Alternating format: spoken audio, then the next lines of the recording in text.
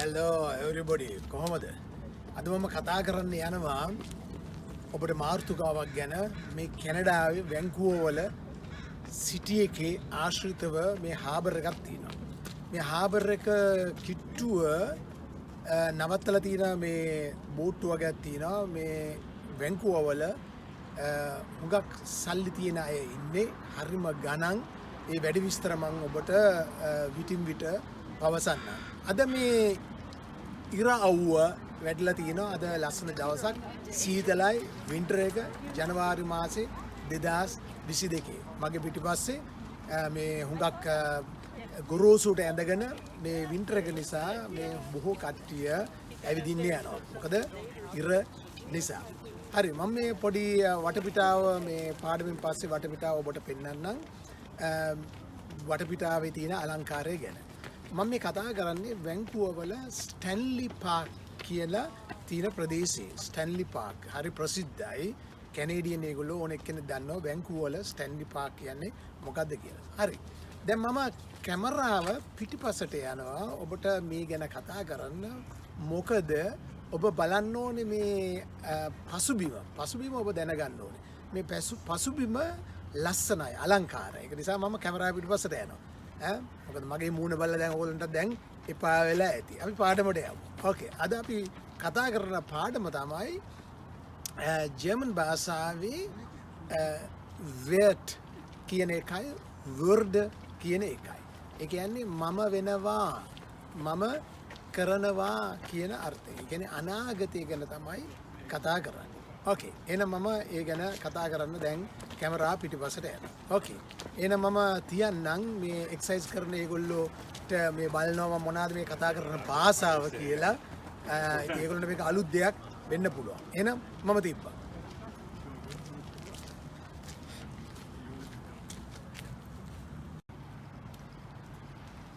ඕකේ. අලුත් පාඩමක්.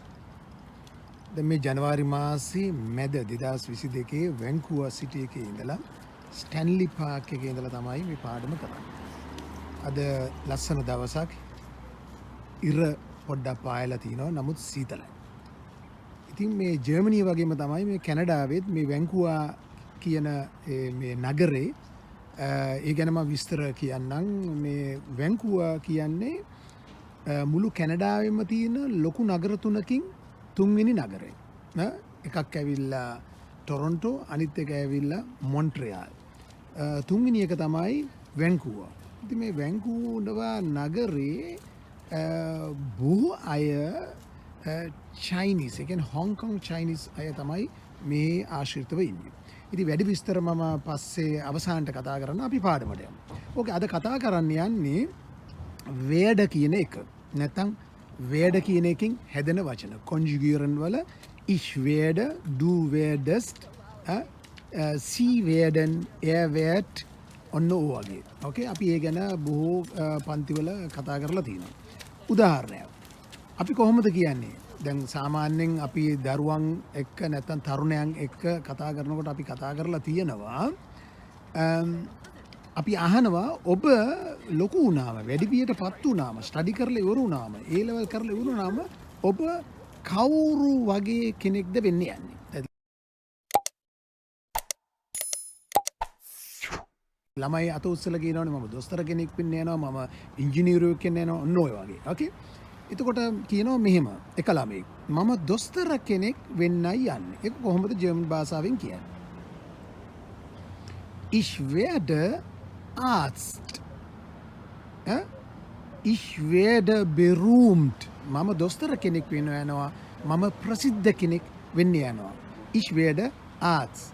ඒකම කියන්න පුළුවන්. Ich werde ein Arzt කියන්නත් පුළුවන්. නැත්නම් Ich werde Arzt. හරිම සිම්පල් sentences එකක්. හරිද? එතකොට මේක process එකක්. ඒ කියන්නේ තාම වෙලා නැහැ. Ich werde ඒ කියන්නේ ඒක වෙන්න යනවා. ඒ process එක තාම වෙලා නැහැ. ජීවිතේ වෙනසක් නැත්නම් බලාපොරොත්තුවක් නැත්නම් හැකියාව වර්ධනය කිරීමට කැමැති අයෙක්. දැන් මෙතන ළමයෙක් තමයි කියන්නේ.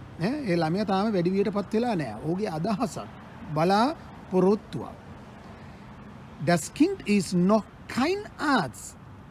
das Kind wird noch ein Arzt. ඒ කියන්නේ දරුවා තවම වෛද්‍යවරයෙක් නොවේ.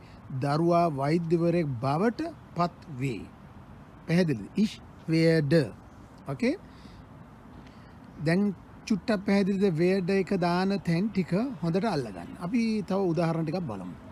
දැන් ich werde කියන්නේ මේ වර්තමානයේ වෙන දෙයක්. presence, gegenwart. හරිද?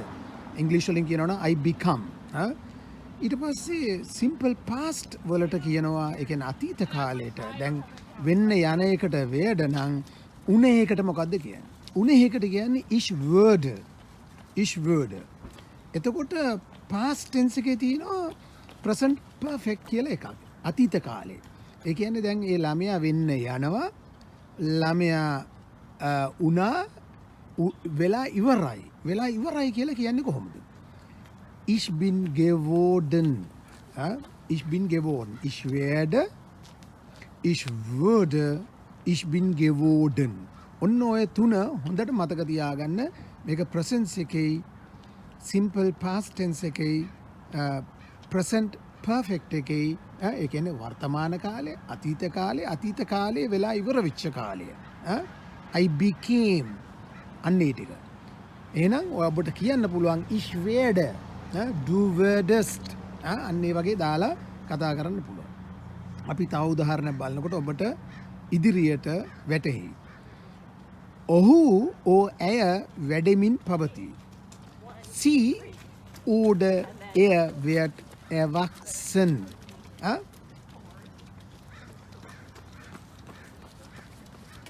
සිංහලෙන් මෙහෙම කියනවා. දැන් අපි කියනවානේ ඔබ වැඩි වියට පත් වෙනවයි කියලා. ඇය නිත්‍යානුකූල වයසකට පැමිණෙන බව පැවසී. ඒක කොහොමද ජර්මන් වලින් කියන්නේ? Man sagt, sie wird volljährig.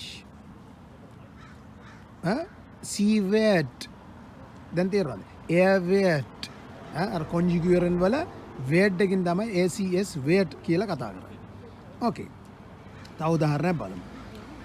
ඔහුට ඇයට බොහෝ අවස්ථාවන්හි තනිවම තීරණය කළ හැකිය. දැන් මේ කතා කරන්නේ volljährig වුණාම ඔහුට නැත්නම් ඇයට තනියම තීරණය කරන්න පුළුවන්. ඒක කොහොමද කියන්නේ? Sie oder er kann viele Situationen alleine entscheiden. Okay?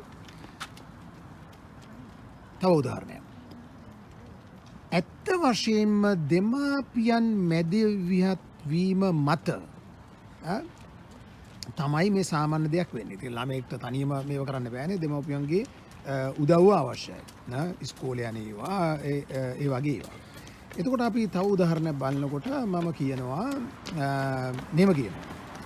මම ප්‍රසිද්ධ දේශපාලඥයෙක් වෙනවා කියලා කියනවා. ඒක කියන්නේ කොහොමද? Ich werde ein berühmter Politiker. මේ 2020 2021 කට්ටිය නෙමෙයි හොඳේ. Ich werde ein berühmter Politiker. රටට ආදරය කරන දේශපාලඥයෙක්. ඒ වගේ අදහසක්.